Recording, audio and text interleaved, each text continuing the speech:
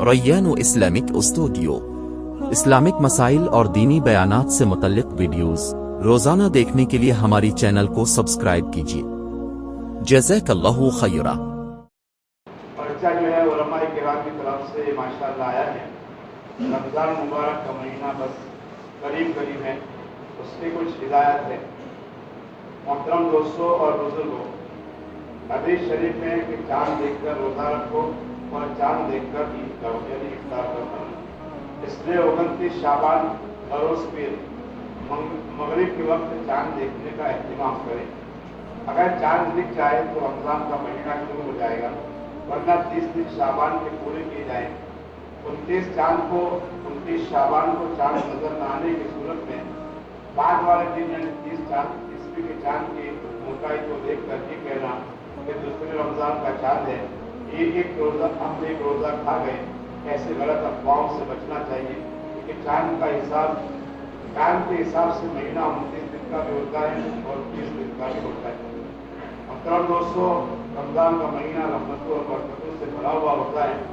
ان میں نیک اعمال کا اجر و ثواب بڑھا دیا جاتا ہے، دعائیں قبول ہوتی ہے، گناہوں کی معافی اور جہنم سے آزادی نصیب ہوتی ہے۔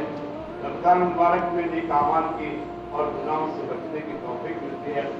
غرض قدردانوں کے لیے اعمال کے سیزن اور خدا سے لینے کا بہترین موقع ہے، اور اس لیے ہم کو رمضان کی رات اور دن کی قدر کرنی چاہیے، اس سے خوب فائدہ اٹھانا چاہیے، کیونکہ گزرا ہوا وقت پھر واپس نہیں آتا۔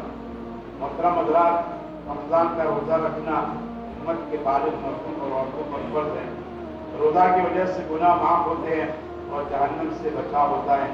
روزہ کا بدلہ اللہ تعالیٰ شان ہے۔ روزہ رکھنا بہت بڑا گناہ ہے۔ بہت سارے ہٹے کٹے لوگ روزے سے محروم رہتے ہیں اور کھلے عام کھانا کھاتے ہیں، گویا یہ خدا کے عذاب کو دعوت دینے کے برابر ہے۔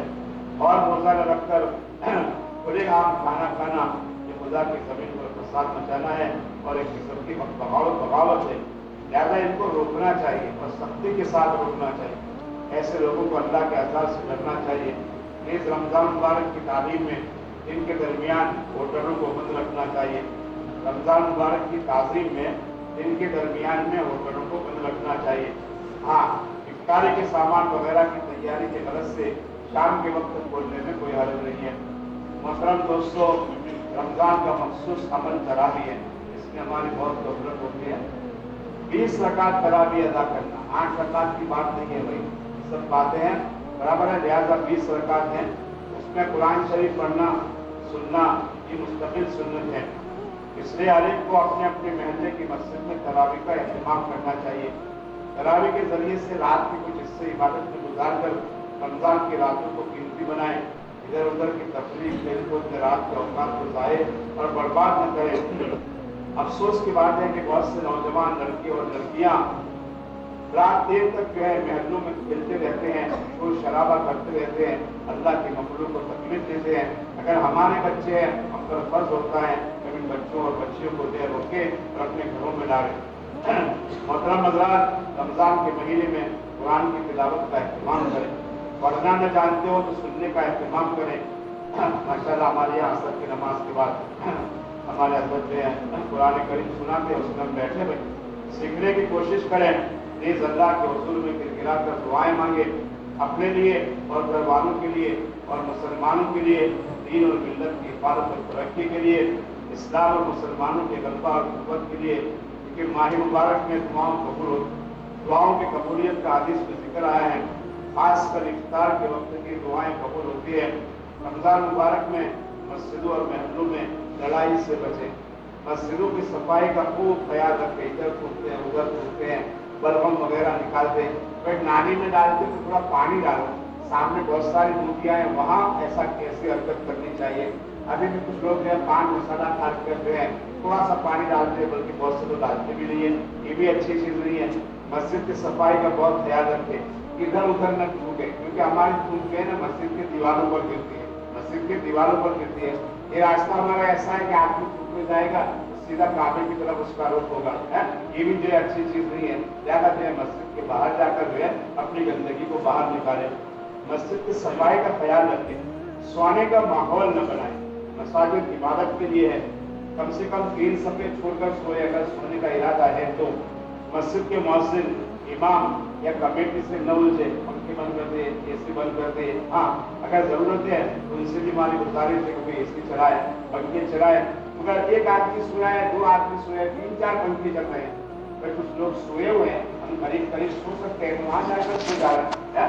मस्जिद की लाइट की भी जो एक अमानत है, मस्जिद में जो निज़ाम बना हुआ है, अपने आप को उसके ताबे बनाकर चले।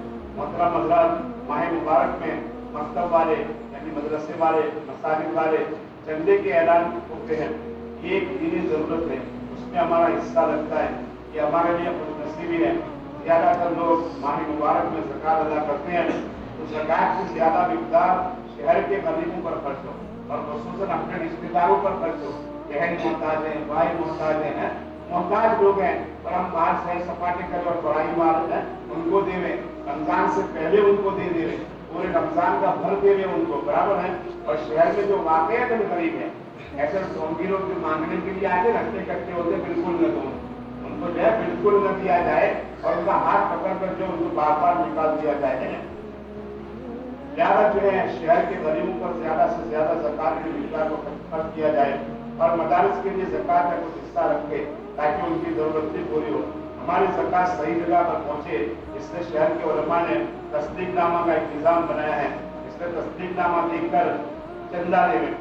पंचमहाल की मकातिब और मदारिस के अलावा तमाम मदारिस के लिए तस्दीकनामा दिया जाता है। सूरत से आते हैं, भावनगर से आते हैं, यहाँ के लोग चंदा करते हैं, उनके पास तस्दीकनामा नहीं, हम देखे थे, और तस्दीकनामा ओवरडेट हो गया है, चाहे मैं तुझे गलत कर रहे हो तो भी मैं रन कर रही हूँ। पंचमहाल के लिए तस्दीकनामा नहीं है, वरना गुजरात किसी इलाके से भी दें, अगर यहाँ के लोग भी चंदा करते हैं उनको तस्दीकनामा मांगे, और तारीख चली गई है और फिर चंदा करते हैं उनको आप टोकें कि मौलाना आप गलत कर रहे हो, हाफिज साहब आप गलत कर रहे हो, ये सही नहीं है, बराबर है।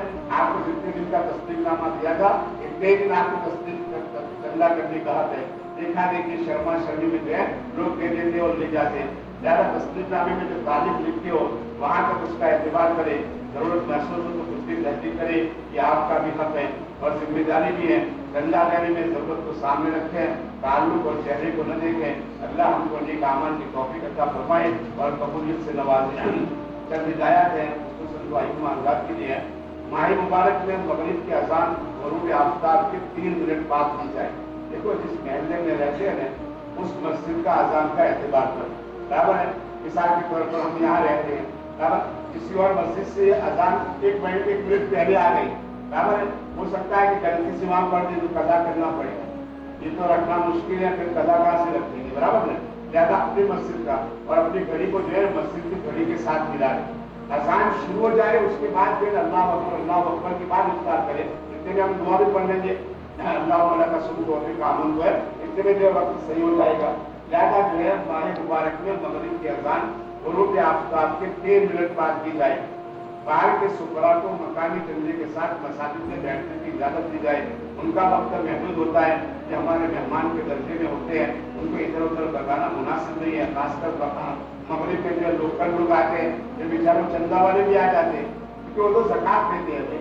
हम लोकल लोग को निंदा देंगे, यार हमारे क्या फर्क पड़ता है, बराबर, इंशाअल्लाह अल्लाह हमारा भी रुमाल भर देगा, बराबर नहीं। उनका रुमाल भर जाए उसकी हम दुआ करें, हमारा रुमाल भरे उसकी वो दुआ करेंगे, उनको बिठा देना चाहिए। बेचारा यहाँ है, अब आसान करीब है, हम कहेंगे जाओ तुम तकवा में चले जाओ, तो वहाँ कहाँ तकवा में जाएगा है, वो बेचारा कहाँ जाएगा। ज़्यादा इसका कुछ ख्याल रखिए। पंचमाल के अलावा तमाम मदारिस की तस्दीकनामा देखकर ही ऐलान की इजाजत दी जाए।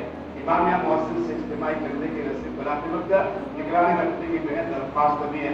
खुदा ना खास्ता वो बैठते हैं बाहर लोग कंधे में खुद कर देते हैं, इमाम साहब के पास अगर वक्त हो या मुअज्जिन के पास वक्त हो तो पैसे गिने, उसके बाद जो सही रसीद बने उसकी जो है उसको ताकीद भी करे और देखा भी जाए। अल्लाह ताला जो है ऐसे बेइज्जती से हमारी मदद फरमाए, सही मानव जो है रमजान मुबारक कदर करने की जो है तमाम को तौफीक नसीब फरमाए।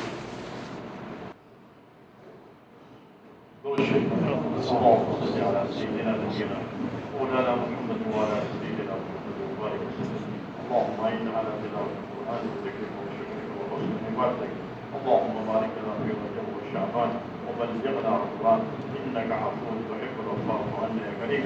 اللهم اغفر للحاضرين ولجميع امه محمد صلى الله عليه وسلم اجمعين. آمين يا رب العالمين.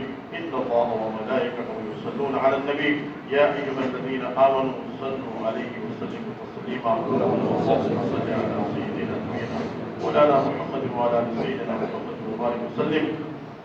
سبحان ربك رب العزة عما يصفون وسلام على المرسلين والحمد لله رب العالمين برحمتك يا